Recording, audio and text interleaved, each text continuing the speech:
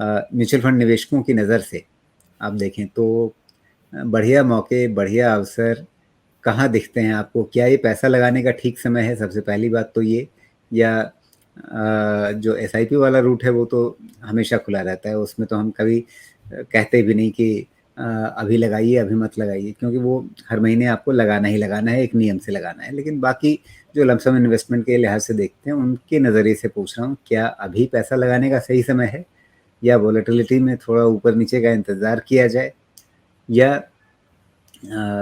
अगर पैसा लगाया जाए तो उसमें म्यूचुअल फंड भी बहुत फैली हुई चीज़ है, इक्विटी है, डेट है, दोनों के अंदर 10-20 कैटेगरीज हैं। कहाँ पर इस समय आपको बढ़िया मौका दिखता है अच्छे रिटर्न की उम्मीद के साथ पैसा लगाने का? जी, सबसे पहले तो राजीव जी नमस्कार। और सभी देखने और सुनने वालों को शुभ दीपावली। ये जो आपका जो प्रश्न जो है कि इस समय इस दिवाली में हम कहाँ पे निवेश करें और क्या म्यूचुअल फंड्स आज के स्टेज पे, आज जिस तरह से जो एनवायरनमेंट है उसमें हम सही समय है या नहीं है। तो राजीव जी एक एक करके उस इसको हम एक्सप्लेन करने की कोशिश करेंगे। पहली चीज तो ये है कि इसमें कोई शक नहीं है कि जिस तरह का एनवायरनमेंट है पूरे वर्ल्ड में और ग्लोबल एनवायरनमेंट है, उसके हिसाब से अगर देखा जाए तो थोड़ी सी नर्वसनेस काफी इन्वेस्टर्स में है।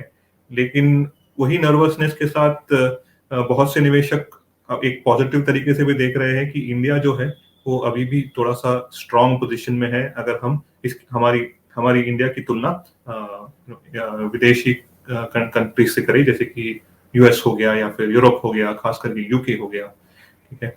और अगर इसी को देखें तो आज हमारी राय में आज के स्टेज पे निवेश करने के लिए आपको मौका जरूर मिलेगा। मार्केट वोलेटिलिटी हो सकता है कि थोड़ा समय के लिए कंटिन्यू रहे, और यही वोलेटिलिटी को यूज करके हमें धीरे धीरे करके निवेश करना चाहिए। इक्विटीज में खास करके, जैसे आपने सही कहा कि इन्वेस्टमेंट जो होता है वो लॉन्ग टर्म के लिए होता है, काफी उसमें आपको समय देना पड़ता है। तो अगर आपका जो इन्वेस्टमेंट होराइजन जो है वो 5 साल या 5 साल के ऊपर है, तो आप इक्विटी फंड्स में निवेश कर सकते हैं। और इसमें निवेश करने के लिए जैसे जैसे मार्केट में थोड़ी वोलेटिलिटी हो, मार्केट 2%, 2.5%, 3% के आसपास लगातार 1-2 दिन में गिरे, तब धीरे धीरे करके मार्केट में पार्टिसिपेट करना आज के स्टेज में अच्छा होगा। कहाँ तक पहुंचेगा अगले दिवाली तक सेंसेक्स, ये कहना उतना आसान नहीं है, और हमेशा हम प्रिडिक्ट करने की कभी कोशिश करते नहीं है। हम एक ही चीज समझते हैं कि अगर हम एक ऑब्जेक्टिव से फंड्स में निवेश कर रहे हैं और हमारे पास वो सही टाइम होराइजन को हमने वो फंड्स को चुन के निवेश किया है, तो आपका कोई भी प्रॉब्लम आएगा नहीं जब आप वो गोल की तरफ बढ़ोगे, जैसे कि 5 साल हो गया, 7 साल हो गया, 10 साल हो गया, या फिर अगर डेट में आप इन्वेस्ट कर रहे हो तो होराइजन जो है वो तकरीबन 2-3 साल का होता है। तो डेट फंड में भी अगर आप चाहें तो निवेश कर सकते हैं। जैसे उसमें भी हमने देखा कि इंटरेस्ट रेट धीरे धीरे करके बढ़ रहे हैं। यहीं पे आपको मौका मिलेगा, जैसे हमने पिछले बार भी हमारे पिछले वीडियो में कहा कि सॉरी, मिड ड्यूरेशन वाले जो डेट फंड है उसको आप चुने।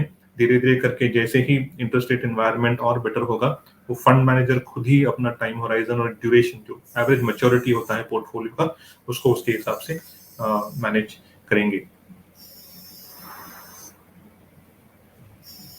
बिल्कुल। तो अब यहाँ पर हम आ जाते हैं आपके जो पसंदीदा नाम हैं।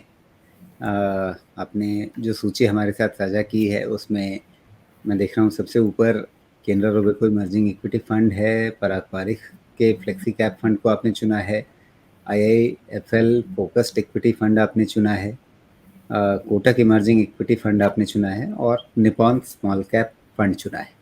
तो सबसे पहले तो ये जो कॉम्बिनेशन है इसके बारे में आप थोड़ा बताइए कि ये कॉम्बिनेशन आप बनाते समय क्या सोच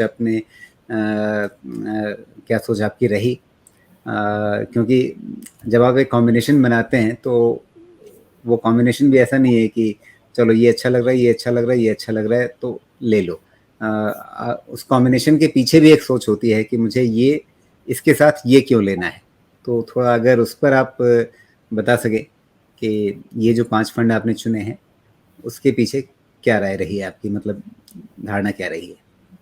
जी, तो राजीव जी, सबसे पहले ये जो पूरा जो हमने 5 फंड्स जो चुन के निकाले हैं, इनमें हमने कोई रैंक नहीं दिया है।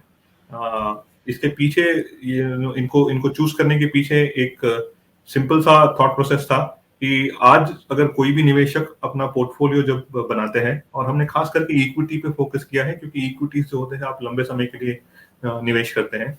तो अगर आज के स्टेज पे अगर कोई भी निवेशक अपना पोर्टफोलियो बनाने का प्लान करते हैं, तो हम अलग-अलग कैटेगरीज के, जैसे लार्ज कैप हो गया, लार्ज एंड मिड कैप हो गया, फ्लेक्सी कैप हो गया, वो अलग-अलग कैटेगरीज से एक-एक फंड एटलीस्ट उसको हमारे पोर्टफोलियो में ऐड करते हैं। तो हमारी ये कोशिश रही कि जो कैटेगरीज जो ज्यादा प्रोमिनेंट है, जो आज के स्टेज पे निवेशक अपना पैसा उसमें निवेश करते हैं, या निवेशक उनमें प्रेफर करते हैं उसमें निवेश करने का, हमने उन कैटेगरीज में से एक एक करके एक एक नाम अच्छे जो है उनको चुन के हमने निकाला है। हालांकि हर एक कैटेगरी में अगर हम देखेंगे तो ऐसे 4-5 फंड तो जरूर मिल जाएंगे, लेकिन जब बात आई एक एक फंड के बारे में, तो हमने उनमें से सबसे ज्यादा जो कंसिस्टेंट रहा है, जो जो जो अच्छे समय और बुरे समय में दोनों समय में थोड़ा सा अगर हम कहें स्थिर रहा है या फिर अच्छा परफॉर्म किया है, हमने उनको चुनने की कोशिश की है। लेकिन हो सकता है कि उसमें यही कैटेगरी में 1-2 फंड ऐसे हो जो उनके बहुत ही नजदीक हो, ठीक है। लेकिन उसके अलावा हमने और कोई ऐसा क्राइटेरिया यूज नहीं किया है। हमने हमने वेरी फ्रैंकली हमने इन डेप्थ परफॉर्मेंस नंबर भी नहीं देखे, हमने ज्यादा कंसिस्टेंसी को वेटेज दिया है। और ये हमने देखा है कि कुछ वर्षों से अगर किसी भी निवेशक ने इन फंड्स में इन्वेस्ट किया होगा, तो आज के स्टेज पे उनके पोर्टफोलियो में एक अच्छा कंट्रीब्यूशन ये सारे फंड्स दे रहे हैं। जी, तो इसमें ऐसा भी नहीं लग रहा कि आपने बहुत अलग-अलग कैटेगरीज चुनने की कोशिश की है, क्योंकि इसमें एक साथ 2 इमर्जिंग इक्विटी फंड है, यानी मेरा ख्याल है ये दोनों ही मिड कैप कैटेगरी वाले फंड होंगे।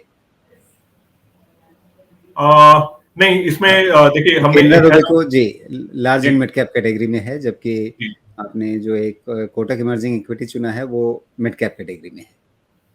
जी, जी, जी बिल्कुल। तो Canara Robeco emerging equity large and mid cap में है, और जी, कोटक इमर्जिंग इक्विटी जैसे आपने सही कहा वो मिड कैप कैटेगरी में है।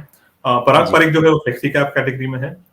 जी, आईआईएफएल फोकस्ड इक्विटी फंड जो है, वो जी। एक फोकस्ड या मल्टी कैप कहेंगे, यानी प्रीडोमिनेंटली फोकस कैटेगरी में। फोकस्ड एक अलग कैटेगरी अब सेबी ने बना दी है, बिल्कुल। जी,